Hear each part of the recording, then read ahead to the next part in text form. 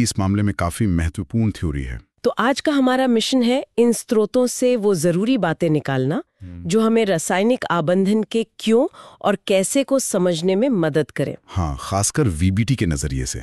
हम सिर्फ ये नहीं देखेंगे कि परमाणु जुड़ते हैं, बल्कि ये समझने की कोशिश करेंगे कि इस जुड़ाव के पीछे की कहानी क्या है। चलिए इसे खोलकर समझते हैं। चलिए शुरू करते हैं। तो शुरुआत इस बात से करते हैं कि विज्ञान के मुश्किल विषयों को समझाने के तरीके कितने बदल रहे हैं। पहले स्रोत में एआई का जिक्र आया। ये दिलचस्प है कि कैसे नई तकनीकें जानकारी तक पहुंचने में मदद कर रही हैं। बिल्कुल, ये एक अहम पहलू है। विज्ञान संचार का तरीका वो बदल रहा है। एआई संक्षेप में जानकारी दे सकता है, किसी विषय का परिचय करा सकता है। हाँ, एक ओवरव्यू मिल जाता है। हाँ, ओवरव्यू। लेकिन जब बात बुनियादी वैज्ञानिक सिद्धांतों की गहराई समझने की आती है तो हमें उन स्थापित ढांचों को देखना होता है जिन्हें वैज्ञानिकों ने विकसित किया है। सही कहा। एआई शायद क्या बता सकता है, पर क्यों और कैसे के लिए अक्सर हमें वीबीटी जैसी थियोरीज की जरूरत पड़ती है। हाँ, ये बात सोचने वाली है कि जानकारी मिलना और समझ विकसित करना ये दो अलग चीजें हैं। और इसी समझ को गहरा करने के लिए हमारा दूसरा स्रोत हमें वैलेंस बॉन्ड थ्योरी पर ले आता है, वीबीटी। हाँ, यहीं से कहानी और गहरी होती है। ये स्रोत कहता है कि सहसंयोजक आबंध मतलब कोवैलेंट बॉन्ड्स, हाँ, जहाँ इलेक्ट्रॉन साझा होते हैं, हाँ, उनको समझने के लिए वीबीटी एक केंद्रीय विचार है। एकदम सही। स्रोत इसी बात पर जोर देता है। वीबीटी हमें एक तस्वीर देता है कि जब दो परमाणु पास आकर इलेक्ट्रॉन साझा करने का फैसला करते हैं तो असल में उनके स्तर पर क्या घट रहा होता है। अच्छा, ये सिर्फ दोस्ती का हाथ बढ़ाना नहीं है, इसके पीछे भौतिकी और ऊर्जा का पूरा गणित है। तो ये घट रहा होता है वाली बात क्या है? मेरा मतलब परमाणु कैसे तय करते हैं कि उन्हें जोड़ना है? देखिए, यही वीबीटी का कमाल सामने आता है।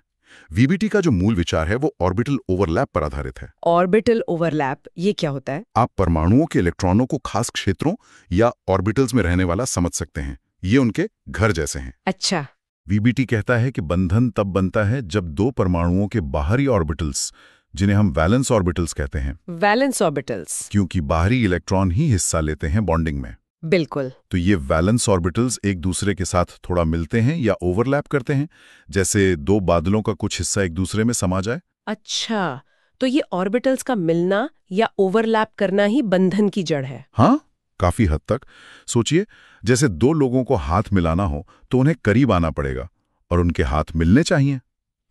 वैसे ही परमाणुओं के इलेक्ट्रॉन वाले क्षेत्र जब मिलते हैं तो उन साझा क्षेत्रों में इलेक्ट्रॉन रह सकते हैं और यही साझा इलेक्ट्रॉन दोनों परमाणुओं को एक साथ बांधे रखते हैं।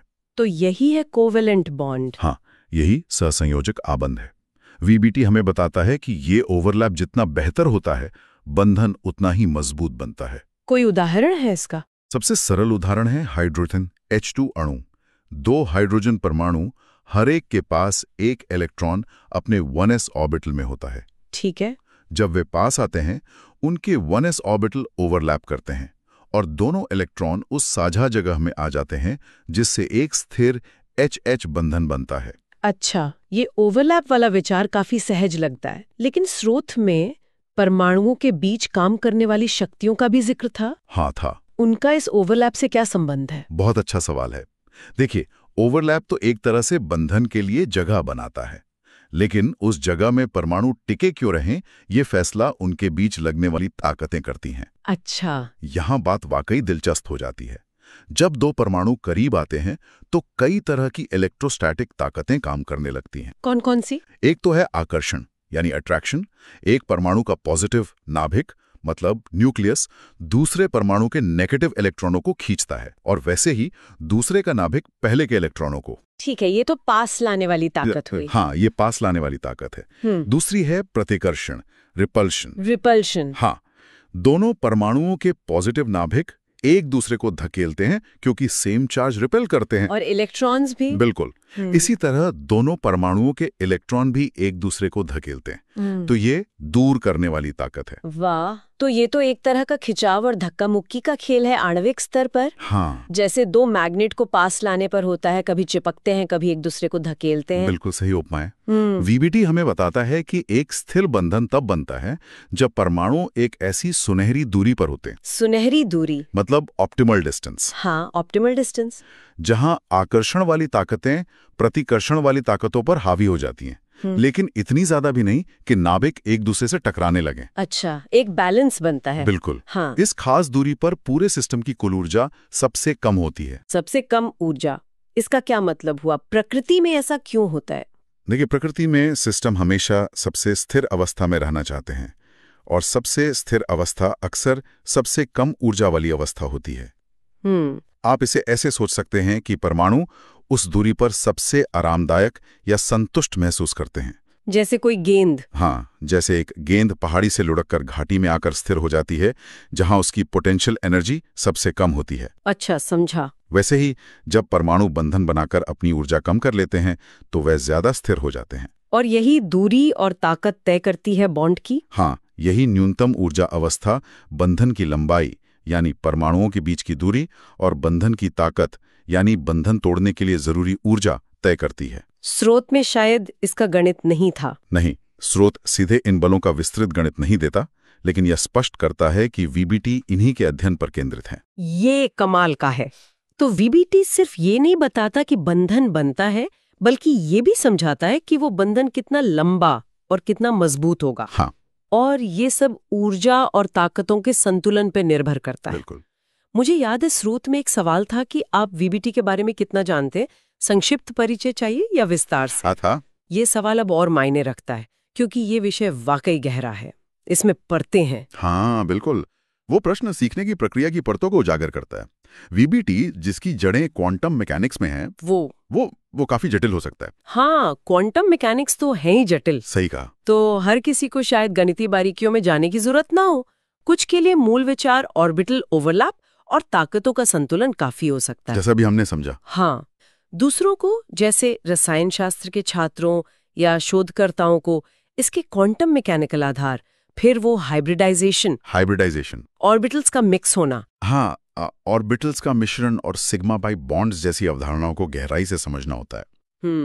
यदि हम इसे बड़ी तस्वीर से जोड़ें तो वीबीटी जैसे मॉडल वैज्ञानिकों के लिए औजार की तरह है। औजार कैसे? हम परमाणुओं और उनके बीच की क्रियाओं को सीधे देख तो सकते नहीं। हाँ, वो तो है। तो ये मॉडल हमें उस अदृश्य दुनिया की कल्पना करने, उसके व्यवहार को समझने और यहाँ तक कि भविष्यवाणी करने में मदद करते हैं। जैसे कोई आर्किटेक्ट बिल्डिंग बनाने से पहले उसका नक्शा या मॉडल बनाता है। बिल्कुल वही। वैसे ही केमिस्ट्स अणुओं को समझने के लिए वीबीटी जैसे मॉडल इस्तेमाल करते हैं। क्या वीबीटी अकेला ऐसा मॉडल है या और भी तरीके हैं अणुओं को समझने के? ये भी एक महत्वपूर्ण बिंदु है। वीबीटी बहुत शक्तिशाली है, खासकर सरल अणुओं और स्थानीयकृत बंधनों को समझाने में। स्थानीयकृत बंधन मतलब? Localised bonds. हाँ, लोकलाइज्ड बॉन्ड्स, जो दो विशिष्ट परमाणुओं के बीच होते हैं। लेकिन इसकी कुछ सीमाएं भी हैं।